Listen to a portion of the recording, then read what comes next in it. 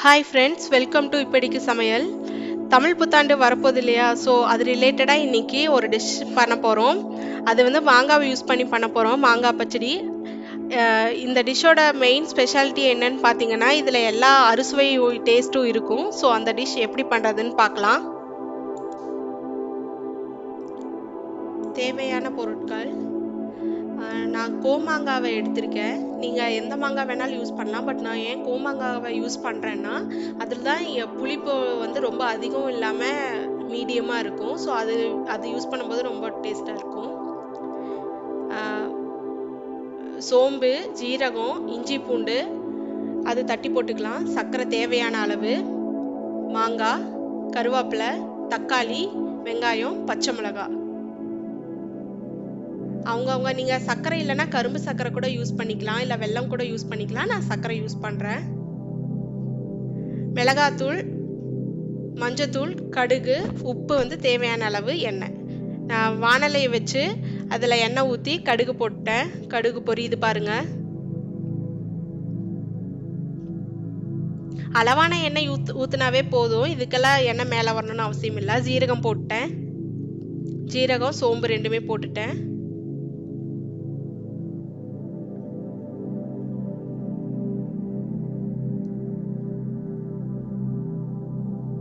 அது பொரிஞ்சதும் பச்சை மிளகா, கருவேப்பிலை ரெண்டும் போட்டேன். பச்சை மிளகா வந்து கீரி போட்டிங்கன்னா அது எண்ணெயில் போடும்போது வெடிக்காது, வெடித்து மேலே தெறிக்காமல் இருக்கும். ஸோ அதனால நான் பச்சை மிளகாவை கீரி போட்டிருக்கேன். வெங்காயம் போட்டேன். வெங்காயம் போட்டு நல்லா வதக்கிக்கோங்க.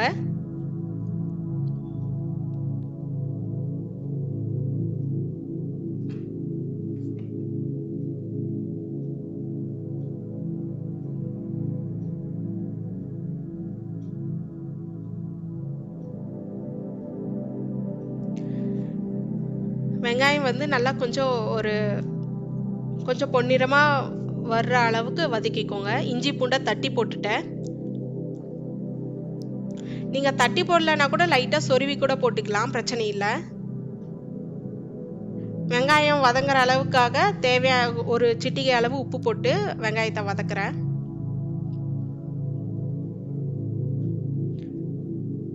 இப்போ அடுத்து தக்காளி ஆட் பண்ணிக்கோங்க.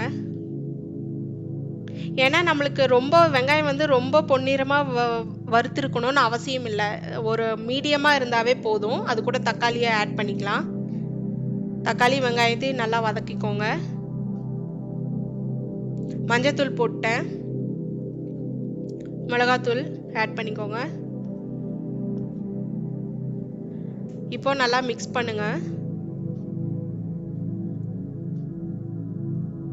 பாருங்க, மஞ்சத்தூள் மிளகாத்தூள் போட்டோன்னே அந்த வெங்காயம் தக்காளியோட டெக்ஸ்சரே மாறிடுச்சு. பார்த்தீங்களா எவ்வளோ நல்லா கலராக இருக்கு. நல்லா ஒரு மீடியமாக வதங்குற வரைக்கும் பார்த்துக்கோங்க. ரொம்பவும் வதங்கிட வேண்டாம்.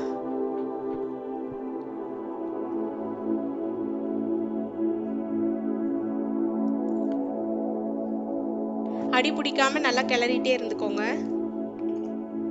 இப்போ நான் மாங்காவை ஆட் பண்ணுறேன். வெட்டி வச்ச மாங்காவை அதுக்குள்ளே ஆட் பண்ணுறேன்.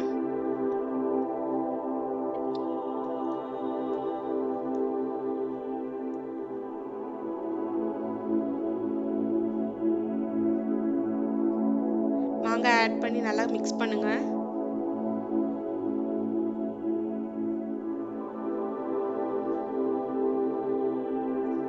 இப்போ அந்த மாங்காய் வேகிற அளவுக்காக நான் உப்பு போட்டிருக்கேன். அதாவது ஒரு 1/2 டீஸ்பூன் உப்பு வந்து ஆட் பண்ணிட்டேன். நல்லா மிக்ஸ் பண்ணிக்கோங்க.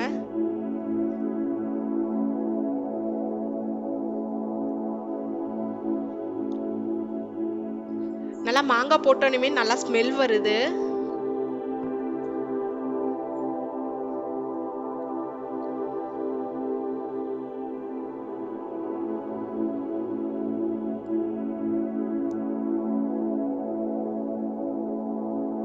இந்த மாங்காய் வந்து வேகிற அளவுக்கான தண்ணி ஊற்றிக்கிறேன். நீங்கள் நிறையா தண்ணி ஊற்றிட்டிங்கன்னா மாங்காய் குழஞ்சு போயிடும். அதனால அது மாங்காய் முக்கால் பாகத்தில் இருக்கிற அளவுக்கு நீங்கள் தண்ணி ஊற்றிக்கோங்க. அந்த அளவுக்கு வேகிற அளவுக்கு நீங்கள் தண்ணி ஆட் பண்ணிக்கோங்க.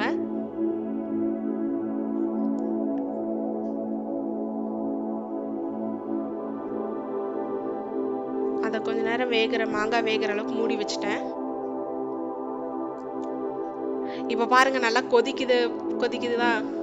இப்போ மாங்காய் ஒரு பாதி பாகம் வெந்துருச்சு. இப்போ நல்லா அதை மிக்ஸ் பண்ணி விடுங்க. பாருங்க மாங்காய் எந்த லெவலுக்கு வெந்திருக்குன்ட்டு. நல்லா மாங்காய் சாஃப்டா வேகிற அளவுக்கு பார்த்துக்கோங்க. பாதி வெந்தா போதும் மாங்காய். ஏன்னா பின்னாடி சர்க்கரை ஆட் பண்ணும்போது அது குழஞ்சு போயிடும். அதனால மாங்காய் கொஞ்சம் முழுசா இருக்கும் போதே பாதி ஆஃப் பாயிலே நீங்க பார்த்து எடுத்துக்கோங்க. எனக்கு இன்னும் மாங்காய் வேகணும், இருந்தாலும் வேக வச்சேன்.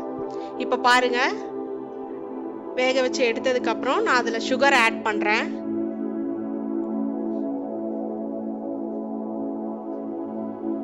அடுப்பை சிம்மு பண்ணிட்டு சுகர் ஆட் பண்ணியிருக்கேன். சுகரை நல்லா மிக்ஸ் பண்ணுங்க. எனக்கு இந்த கன்சிஸ்டன்சில பிடிக்கும், அதனால இந்த கன்சிஸ்டன்சி எடுத்திருக்கேன். உங்களுக்கு எந்த கன்சிஸ்டன்சில வேணுமோ அப்படி பார்த்துக்கோங்க.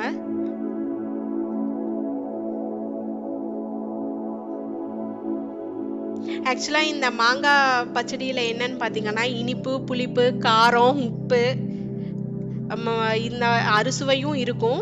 ஆக்சுவலா இது தமிழ் புத்தாண்டு அன்னைக்கு என்ன பண்ணுவாங்கன்னா, நம்ம பாரம்பரிய உணவுல இத பண்ணுவாங்க.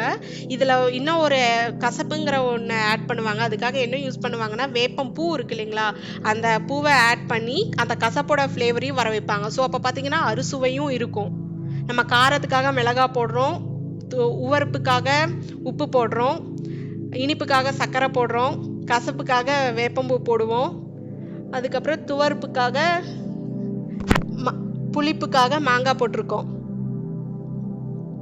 ஸோ ஆயிடுச்சு. நான் அதை பவுலில் மாற்றிட்டு மேலே கொத்தமல்லி மட்டும் உங்களுக்கு டெக்கரேஷனுக்காக வச்சுட்டேன். பாருங்கள், ஃபைனலாக இப்படி தான் இருக்கும். இந்த வீடியோ பிடிச்சிருந்தா லைக் பண்ணுங்க, ஷேர் பண்ணுங்க, சப்ஸ்கிரைப் பண்ணுங்க. மறக்காம பக்கத்தில் இருக்கிற பெல் பட்டனை கிளிக் பண்ணுங்க. உங்க கமெண்ட்டை போஸ்ட் பண்ணுங்க. தேங்க்யூ.